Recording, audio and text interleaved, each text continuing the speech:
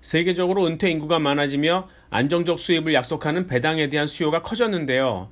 이제는 점점 배당이 위축되는 모습입니다. 그렇다면 이들 투자자들은 어디로 가야 할까요?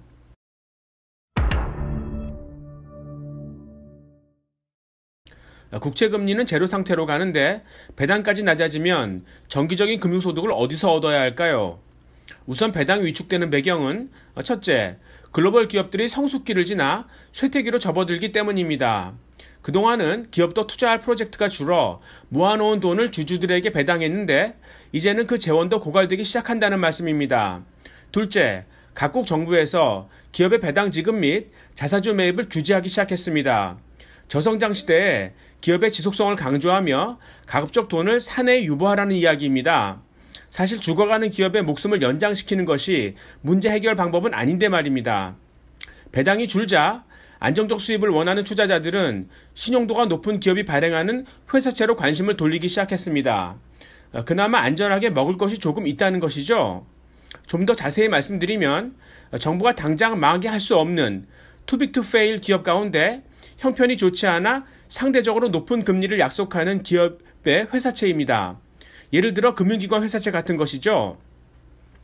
그런데 저는 지금 회사채보다는 주식의 저점 분할 매집에 더 관심이 있습니다. 코로나보다 늙은 경제가 더 걱정거리지만 증시는 다시 반등할 것으로 보기 때문입니다.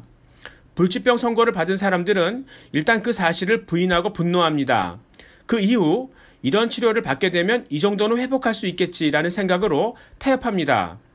그러다 그렇지 않음을 알게 되며 절망하고 결국 끝을 인정하게 됩니다. 리만 사태 이후 기존 경제가 더 이상 작동하지 않음을 깨달았지만 정치인들은 각종 부양책을 써가며 타협해왔습니다. 이제는 그 한계를 실감하는 국면이죠. 그러나 사람은 죽을 수 있을지언정 인류는 멸망할 수 없지 않습니까? 증시의 주도권이 바뀌겠지만 그 시스템은 유지될 것입니다. 단 코로나 쇼크에 의한 이익 감소가 민망해질 수 있습니다. 미국 S&P 500의 경우 올해 이익이 전년비 25% 감소하고 배당도 30% 줄 것으로 전망됩니다. 유럽 기업들 이익은 50% 감소가 예상됩니다. 이럴 때 자금은 그런 시장량들을 일단 피합니다. 그렇다면 그 피해가 최소화되는 쪽은 어디일까요?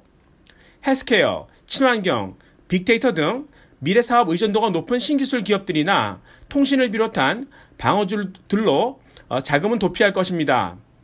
그동안 주가를 끌어올렸던 원동력 중 하나가 돈을 싸게 빌려 자사주를 매입 소각했던 것인데 그런 파이낸셜 레버리지를 정부가 막는다면 주가의 반등폭은 다소 제한될 수 있습니다만 그래도 충분히 수익률을 낼 수 있는 기회입니다. 주가가 반등을 마치고 난 후에는 신용도 높은 회사채들로의 이동도 고려해 볼 만합니다. 특히 자사주 매입 소각을 위한 회사채 발행을 정부가 제한한다면 채권의 공급량이 줄어 회사채 가격이 오를 수 있으니까요.